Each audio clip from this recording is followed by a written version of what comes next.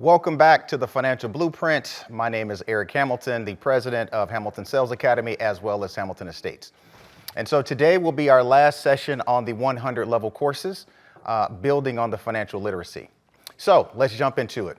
Before we go too far, before we recap on what we've done, let me ask a question.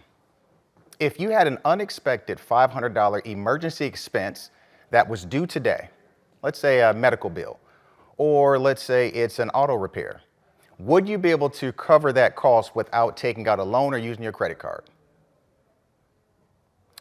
Well, if you paused on that, you're not alone. Studies say 60% of Americans would struggle with trying to cover a $500 emergency expense. That's why today's session about financial strategies and saving strategies is so imperative. But before we get there, let's recap on what we've learned thus far. Week 1, we talked about the basic building blocks, setting goals. Week 2, we jumped into budgeting fundamentals, keeping it very simple with the 50-30-20 rule. In week 3, we moved on to understanding the importance of credit and how that impacts your wealth. So in week 4, we're going to the next step. This is our last 100 level series. We're jumping into saving strategies. Now, so we're going to talk about how to build an emergency fund, savings, and grow your money effortlessly. What the wealthy people do is they let the money work for them. They don't work for the money. So let's jump into it. What is an emergency fund? We've heard that term multiple times, but what does it actually mean? So think of it as a financial safety net, being able to cover 3 to 6 months of essential expenses.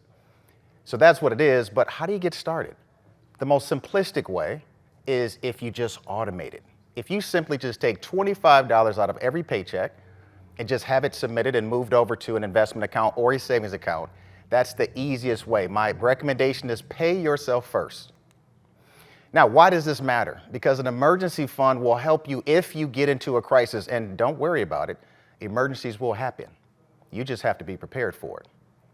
Now, there's 2 different ways of thinking about savings for goals. You've got a short-term and you've got long-term goals. But it's important to, whatever your saving plan is, you've got a couple of ways to look at it. So the first up, let's think about short-term goals.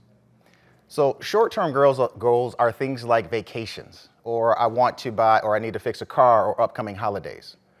My recommendation is you keep separate buckets for this. So as you save your money, I've got a bucket for my vacation, I got a bucket for repairs and all those things. Then you've got other opportunities. You've got long-term goals. So think of you want to buy a new home, so you need a down payment, or retirement or education. That's a little bit different. Now we want to think about high yield accounts or investments. Now, before we go too far with that, we'll learn more about that next week. That's our next level. But understand this, without a plan, it's easy to spend money. So the key thing is you want to automate it. Automation equals consistency. So let's jump into the blueprint tip of the week. This is the one thing, if you don't remember anything else I say, it's always the blueprint tip of the week. So let's jump into it. It is the power of compound interest. Now I'll be transparent and say I didn't learn about the power of compound interest until I became an adult. I sure wish I would have learned it earlier. But what it means is your money is actually earning interest on itself. Think about that. You have some money, I have $1. It earns some more money and comes back to me. I'm not doing anything else for that $1. But over time, you earn additional money.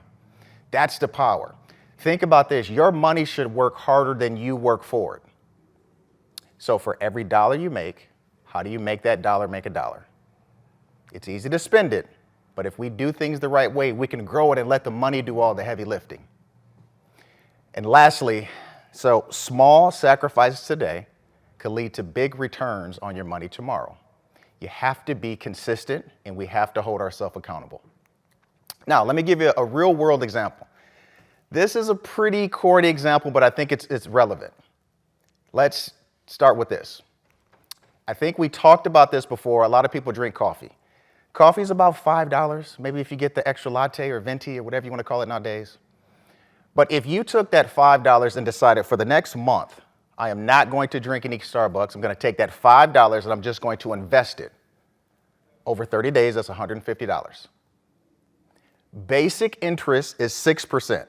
If you put it into any money market account, at least 6%, most likely more. Now, over the course of 20 years, yes, that's a long time, but over the course of 20 years, by doing that consistency, you're looking at $35,000. Now, while you might be saying, Eric, that's 20 years, 20 years is going to come and go regardless. But it's what you're going to do. These things are what you want to do. Very, very simple process to be able to make sure that compound interest is working in your favor. So, why it matters is the consistency over time. A lot of people in the market, in the investment world, say they want to time the market. I'm going to buy something exactly when it's going to happen. You don't know about that. It's really about not timing the market, but time in the market. The more time you allow your money to work, the faster and the larger it grows. So I always like to ask for audience questions. So I got one today as we prepared for this session. And the question that came is, what's an easy set it and forget it tool for beginners looking to start saving and investing? Now, the first thing I use, I'll give a couple of options. The first one I used when I got started was Acorns. Acorns is a very easy, simple application to use. Think of it like this. You go to the store, you spend 50 cents. The tool takes your 50 cents, the additional 50 cents, and it rolls it into a money market account. So you're actually spending $1, but that 50 cents is rolled into an account that earns interest. You're not seeing it. You go to the store, you spend 99 cents, that 1 cent goes toward that. Over the course of time, you'll begin to earn interest, and you will not see it. It's automated. That's the key thing, is almost like when we go to the casino. They give you chips, okay? They give you chips because they know if you have cash, you won't spend the money the same way. It's the same concept. You have to put your mind into that mindset of, I'm paying myself first regardless. A couple of other ones that I've used in the past is one called YNAB, which is You Need a Budget.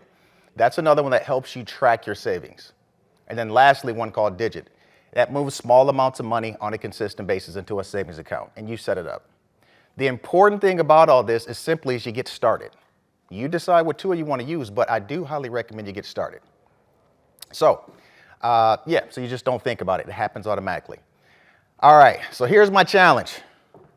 Folks have been asking for a challenge, so here we go. My challenge is I would ask for everyone that's listening to automatically transfer $25 to a savings account. Just do it regardless. Don't think about it. I promise you, you'll find another $25. If you start that and continue the process, I don't care if it's monthly, weekly, but just consistently do it, you will find that that money is going to grow. So if you are in the comments on Facebook, just type in, I'm in, and if you accept that challenge. So let's keep it very simple. This is our path to financial freedom. We're starting very slow. This is all building blocks, but we're going to grow over time. So what's next? Next time we get together, we're going to the 200 level courses. Now we're going to get into some basic investing strategies next time. I'll define what a stock is. I'll define what bond, real estate, and long-term wealth strategies. But we'll do that next time in a couple of weeks.